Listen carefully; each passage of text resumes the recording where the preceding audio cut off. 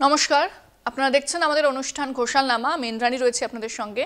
আমার সঙ্গে রয়েছেন আমাদের মুখ্য রাজনৈতিক বিশ্লেষক জয়ন্ত ঘোষাল। এবার যে খবরের দিকে নজর রাখবো, 9 সেপ্টেম্বর উপরাষ্ট্রপতি নির্বাচনের দিন ঘোষণা করা হয়েছে। নির্বাচন কমিশন এমনটাই ঘোষণা করে দিয়েছে এবং যেটা জানা যাচ্ছে যে ইন্ডিয়া জোটের তরফ থেকেও নাম ঘোষণা হতে পারে। তাহলে ইন্ডিয়া জোটের তরফ থেকে কার নাম ঘোষণা হতে পারে বা সরকারের তরফ থেকে উপরাষ্ট্রপতি হিসেবে কার নামই বা ঘোষণা হতে পারে, আমি এই বিষয়টা নিয়ে যাব জয়ন্তদার কাছে। জয়ন্তদা, তাহলে এবার কি হাড্ডাহাড্ডি লড়াই হতে চলেছে উপরাষ্ট্রপতি নির্বাচনে?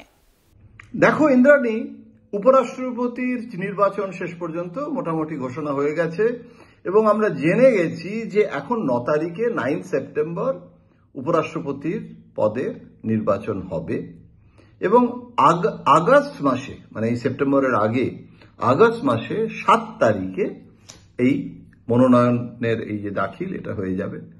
এখন এগুলো তো আনুষ্ঠানিক বিষয়। নির্বাচন কমিশন আগেই বলেছিল যে উপরাষ্ট্রপতি পদের মানে কতদিন থাকবে, কতদিনের ইস্তফা, কবে নির্বাচন হবে, এগুলো সংবিধানে লেখা না থাকলেও যে যবেই হোক কিভাবে হবে সেটা কিন্তু সবটা লেখা রয়েছে এবং সেটা মেনে করতে হবে। তার জন্য সংসদের অধিবেশনও কিঞ্চিত বাড়ানো হয়েছে, মোবিলাইজেশনের সুবিধা হবে, লোকসভা রাজ্যসভার এমপিদের থাকতে হবে, ভোটাভুটি হবে। এখন এক্ষেত্রে একটা জিনিস মনে রাখতে হবে, সেটা হচ্ছে যে উপরাষ্ট্রপতি পদে ইন্ডিয়া জোট চেষ্টা করছে এবং করবে যদি একটা সর্বসম্মত প্রার্থী কাউকে করা যায়। জগদীপ ধনখড়কে টোপ দেওয়া হয়েছিল যাতে বিরোধী দলের শিবিরে তিনি চলে আসেন, একটা নৈশভোজের মাধ্যমে তাকে ডাকা বা নৈশভোজের মাধ্যমে পাবলিকলি না করে গোপনে তার সাথে একটা সলা পরামর্শ করা। কিন্তু যে কোনো কারণেই হোক, উপরাষ্ট্রপতি পদের ইস্তফা দিলেও এবং ক্ষুব্ধ হলেও এই মোদী এবং অমিত শাহর সঙ্গে এখনই কোন রকম সম্মুখ সমরে যেতে জগদীপ ধনখড় প্রস্তুত নন বলেই জানা যাচ্ছে, মানে দিল্লিতে অন্তত সেটা জানতে পারছি। কিন্তু দিল্লির এই তথ্যের ভিত্তিতে এটাও দেখতে হবে যে কে হবে এনডিএ মানে বিজেপি এবং এনডিএ সমস্ত শরিকদের উপরাষ্ট্রপতি পদের প্রার্থী। নীতিশ কুমারের নাম প্রথম নীতিশ কুমারের নামটা এসেছিল এবং সব থেকে বেশি তার থেকে উৎসাহিত ছিলেন চিরাগ পাসওয়ান। কিন্তু চিরাগ পাসওয়ানও কিন্তু এখন একটা ডিগবাজি খেয়ে বলেছে নীতিশ মুখ্যমন্ত্রী হবেন ইত্যাদি ইত্যাদি। কেননা নীতিশ কুমারের ওপরে সম্পূর্ণ ভরসা করে একটা রাজ্যসভার মতো একটা কক্ষ সংসদের সেটা পরিচালনা করার দায়িত্ব দেওয়া, বরং জেডিইউ থেকে যদি করতে হয় অন্য কাউকে নীতিশ মনোনীত হতে পারে। কিন্তু সেটা নীতিশ কুমারই বা চাইবেন কেন যে তাকে নয়, অথচ তার বদলে একটা কাউকে করা।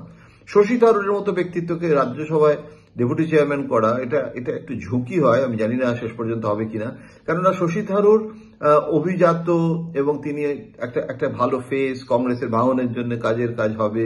কিন্তু তাকে একটা ডিপ্লোম্যাট করা এক জিনিস, বিদেশে কোনো একটা পদে তাকে নিয়ে যাওয়া, এবং আরএসএস বা সংঘ পরিবার না করে একবারে সরাসরি একটা সাংবিধানিক পদ দিয়ে দেওয়া, এটা বিজেপির মানে কালচারে নেই, বিজেপি রাজনৈতিক সংস্কৃতিতে নেই। তারপরে যদি হয় তাহলে আমি বলবো যে বিজেপি সংস্কৃতি বদলেছে। বাজপেয়ী আডবাণীর সময় থেকে আজ পর্যন্ত যে সংস্কৃতির ধারাবাহিকতা, দ্রৌপদী মুর্মু থেকে শুরু করে রামনাথ কোবিন্দ, সব ক্ষেত্রে কিন্তু সেই সংস্কৃতিটা মানা হয়েছে।